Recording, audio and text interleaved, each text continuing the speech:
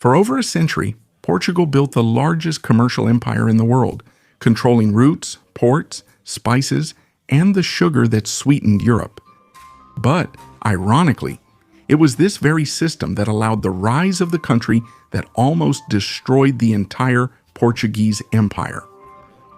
At the beginning of the 17th century, Holland waged the First World War in history, launching a coordinated attack against Portuguese territories in America, Africa, and Asia. And so cities were taken, trading posts were looted, and entire routes changed hands.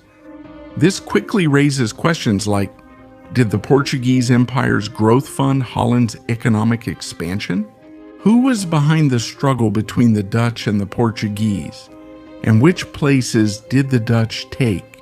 And could this conflict have been avoided if the Iberian Union hadn't happened? In today's video, we're going to take a deep dive into the Luso-Dutch World War and find out how it redefined the balance of power throughout the known world. Before we begin, if you enjoy our content, join our channel now. That way you'll get access to our group and exclusive content, including live classes. To dive even deeper into the behind the scenes of history, the relationship between Portugal and the region that today includes Belgium and the Netherlands is very old. In the 14th century, as the Avis dynasty began, Prince Pedro traveled across Europe and the Holy Land. From Bruges, he likely helped arrange his sister Princess Isabel's marriage to the Duke of Burgundy. In fact, this Portuguese princess inspired the creation of the Order of the Golden Fleece, one of the most prestigious orders in Europe. And because of this relationship, many Flemish people began to settle in the Azores, and Flemish art became very present in Portugal. Even during the reign of Dom Manuel and Portuguese expansionism, many Portuguese churches and monasteries were filled with works in the Flemish style, and the great navigations also brought Portugal much closer to the Netherlands. The Portuguese established trading posts in Antwerp in 1499 and in Bruges in 1453, and through them, the Portuguese were able to sell their products in the center of Europe and also finance even longer journeys. In addition, these navigators also began to use the Flemish trading posts to finance the construction of sugar mills, especially on Madeira Island, and later in Brazil, and it was in Brazil that sugar reached its peak. That's because, as soon as Portugal managed to make the captaincy of Pernambuco prosper, many Flemish people began to invest heavily in sugar mills in that region.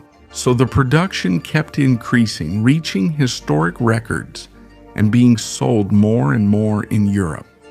The Portuguese were concerned with the manufacture of sugar, which was usually done with slave labor. The Dutch refined the product after receiving it and resold it internationally at a higher price.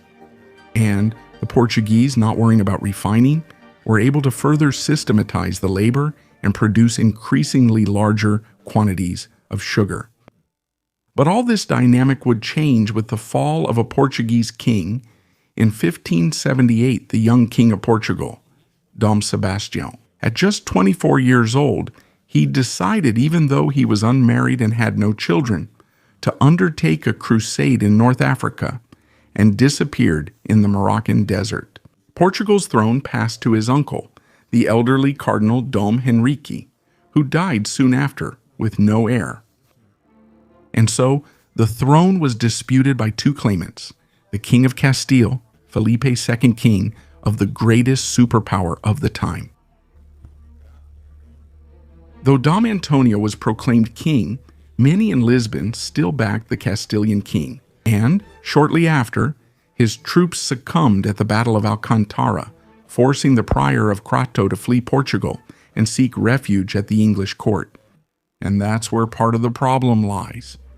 At the time when the Castilians entered Portugal to claim the throne, Felipe was fighting the Dutch in the 80 Years' War, the throne, Portugal. That way, the greatest leader of Portugal would be exactly the greatest enemy of Holland.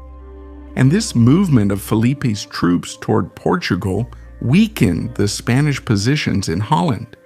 And furthermore, the son of the Prior of Crato, Dom Manuel, marries the daughter of William of Orange, Amelia de Nassau, who comes to be known as the Princess of Portugal.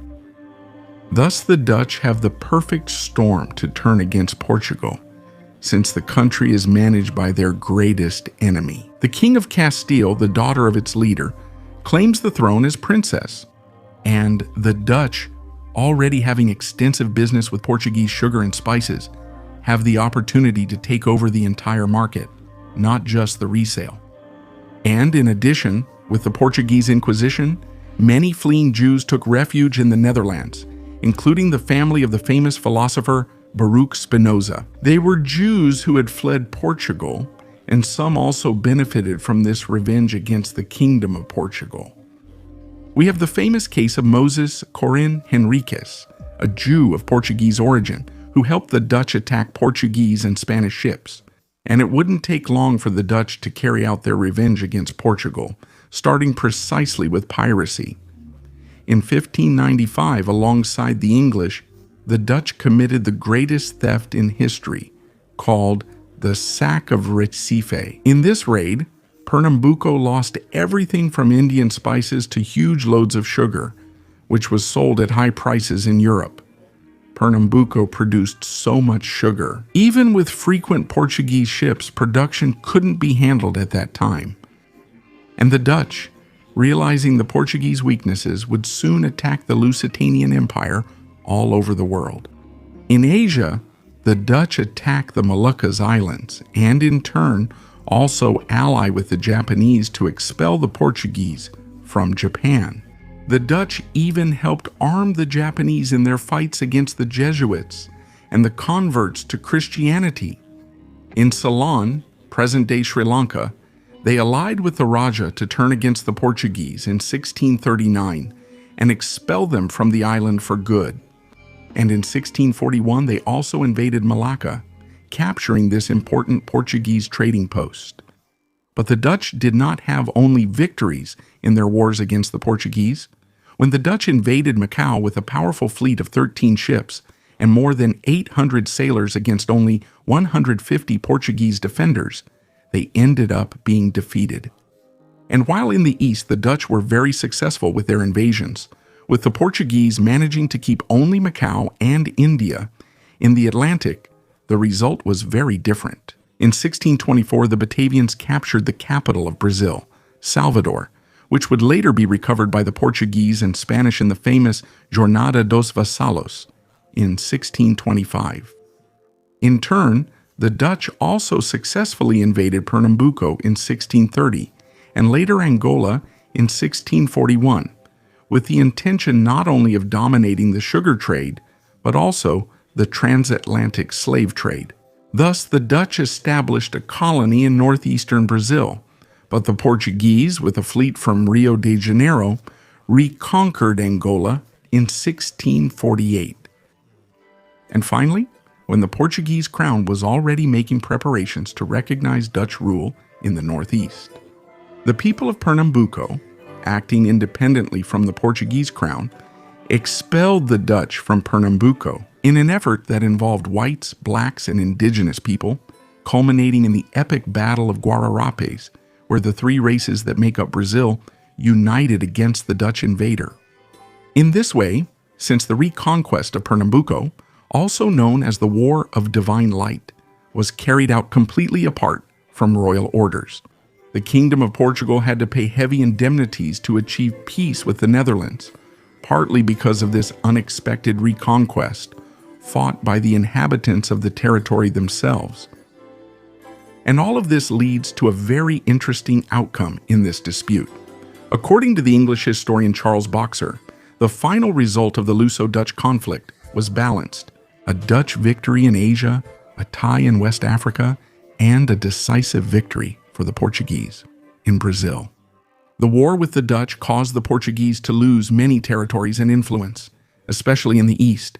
If Portugal dedicated so much human effort to dominate the Indian Ocean with Vasco da Gama, Afonso de Albuquerque, and Pedro Alvarez Cabral, after the war with the Dutch, the kingdom saw its influence in that hemisphere gradually diminish, while in the west, it would see Brazil's influence grow every day. And here comes a natural question. If the Iberian Union had never existed, would the Netherlands still have attacked Portugal? And that's what we can often infer. Not only because the King of Portugal was the greatest enemy of the Netherlands, but also because the daughter of William of Orange claimed the title of princess of that kingdom. But despite all that, we have no way of knowing if Portugal wouldn't be a target of the Netherlands. Many European powers saw Portugal's monopoly over the East and large American territories as deeply unfair.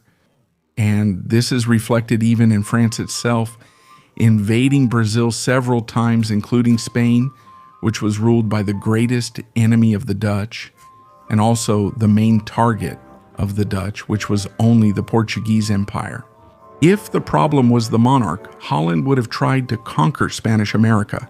And if the problem was the monarch, being the King of Spain, when Portugal restored its throne in 1640, the war should have ended that way. The intense relations between the Portuguese and the Dutch gave rise to a sense of greed in them, which was present during the Dynastic Union. And that's how the First Great World War was born, fought in Asia, Africa, and America, a war that would forever change the history of the world.